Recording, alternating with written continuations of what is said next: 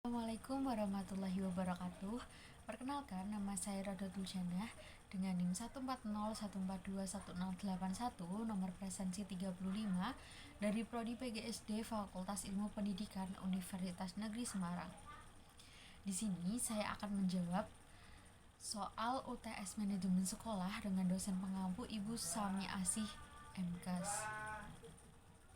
Yang pertama, saya akan mengemukakan pengetahuan apa saja yang telah saya pahami terkait materi yang pertama, yaitu ada hakikat manajemen sekolah.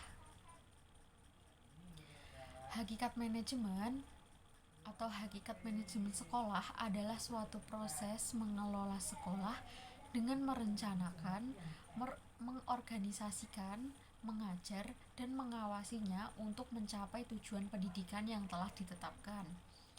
Sebagai kepala sekolah memposisikan ditentukan di organisasi sekolah yang bertujuan sebagai upaya memperdaya sekolah dan lingkungannya untuk mewujudkan sekolah yang mandiri dan afektif melalui optimalisasi peran dan fungsi sekolah sesuai dengan visi dan misi yang telah ditetapkan bersama.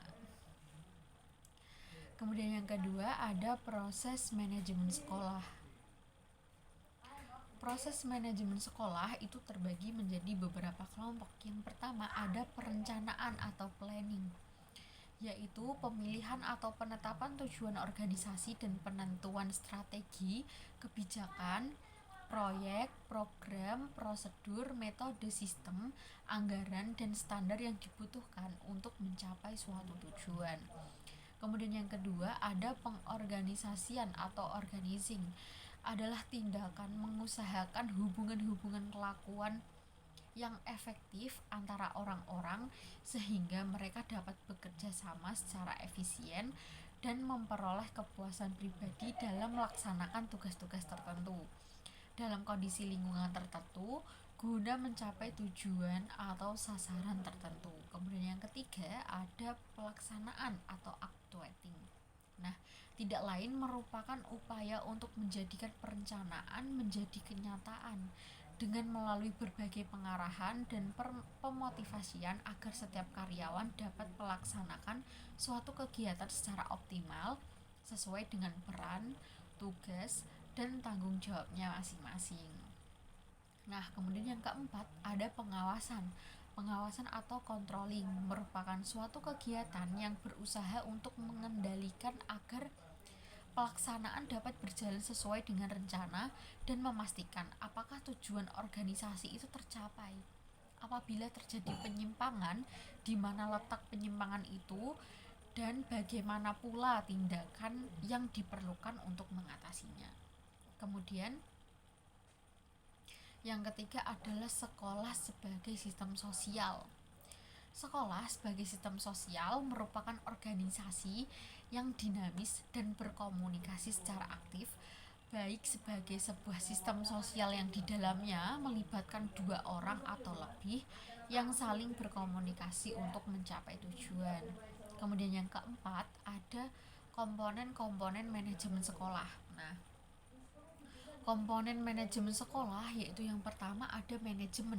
Manajemen itu dibagi menjadi dua, yaitu menyediakan manajemen atau organisasi atau kepemimpinan sekolah. Kemudian yang kedua ada menyusun rencana sekolah dan merumuskan kebijakan.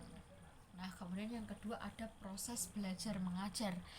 Proses belajar mengajar ini yaitu meningkatkan mutu belajar siswa dan menyusun kurikulum yang cocok dan tanggap terhadap sekolahan. Kemudian yang ketiga ada sumber daya manusia, yaitu menyebarkan staf dan menempatkan personil yang dapat memenuhi kebutuhan semua siswa, memilih staf yang memiliki wawasan MBS. Kemudian yang keempat ada administrasi sekolah, itu ada mengidentifikasi dan mengalokasikan sumber daya sesuai dengan kebutuhan dan mengelola alokasi dana sekolah.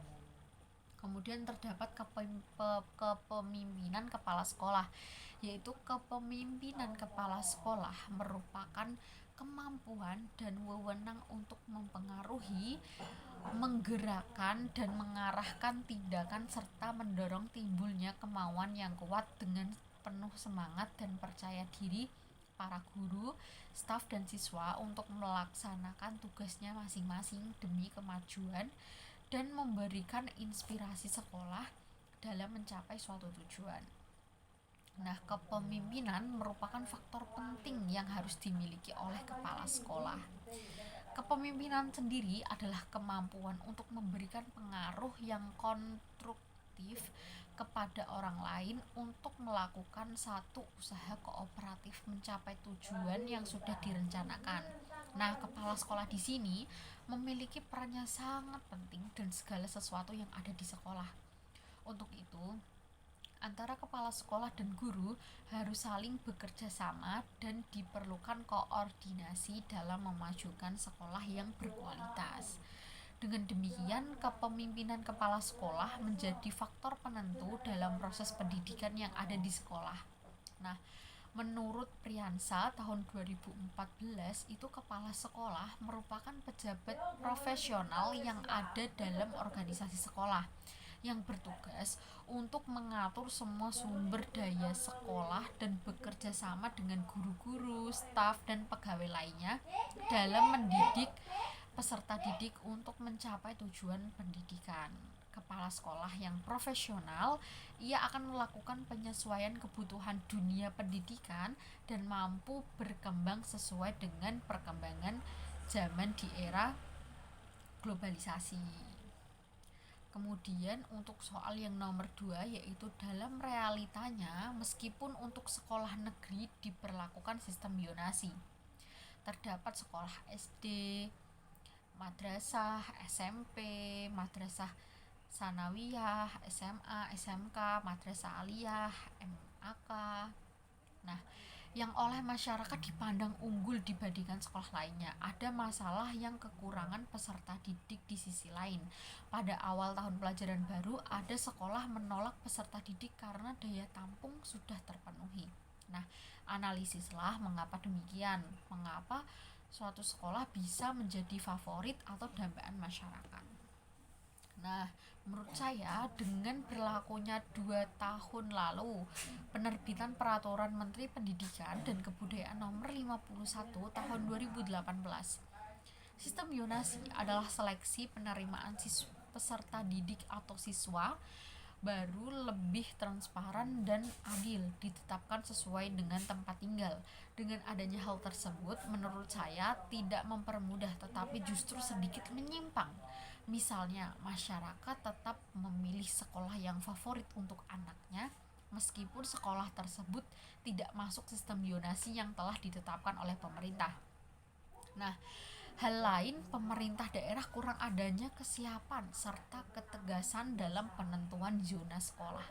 Adanya pemahaman yang berbeda antara Pemda dan masyarakat mengenai zonasi PPDB, serta masih kuatnya dikotomi sekolah unggulan dan non-unggulan. Terdapat beberapa hal yang mempengaruhi sekolah favorit menjadi dambaan di kalangan masyarakat, yaitu yang pertama, sekolah tersebut menyediakan tenaga pengajar yang berkualitas dan profesional.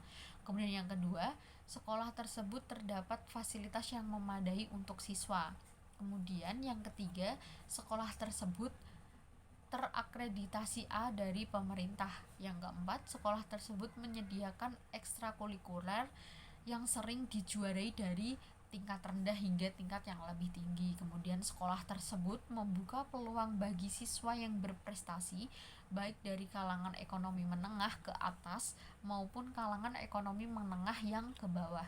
Kemudian sekolah tersebut tidak memandang bulu mengenai peraturan atau tata tertib di sekolahan tersebut. Kemudian sekolah tersebut menghasilkan alumni-alumni yang berprestasi dan berhasil dalam jenjang karir maupun kehidupan, sehingga siswa dapat menjadikan alumni tersebut menjadi cerminan atau motivasi untuk dirinya ke depannya dalam menggapai cita-citanya. Kemudian masuk kepada soal yang ketiga. Dalam pelaksanaan manajemen sekolah, ada kemungkinan diharapkan pada permasalahan-permasalahan yang bisa berdampak kurang optimalnya pencapaian tujuan institusi. Nah, Buatlah 3 contoh permasalahan dan solusi terkait pelaksanaan manajemen sekolah. Nah, contoh permasalahan dan solusi terkait pelaksanaan manajemen sekolah yaitu yang pertama ada intervensi atau menggunakan wewenang yang bukan haknya tanpa melalui wakil yang bersangkutan.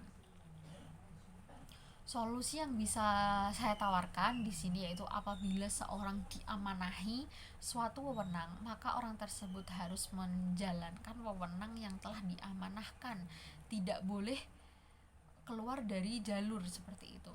Kemudian yang kedua, adanya ketidakjelasan wewenang dan tugas pada struktur organisasi sekolah. Nah, solusi yang ditawarkan menurut saya dengan melakukan koordinasi terlebih dahulu antar pihak pengurus sehingga wewenang dan tugas pada struktur organisasi sekolah menjadi lebih jelas dan terorganisasi. Kemudian yang ketiga, ada implementasi manajemen pendidikan dalam simbolisme verbal dan tekstual atau tidak bertanggung jawab dalam melaksanakan tugasnya.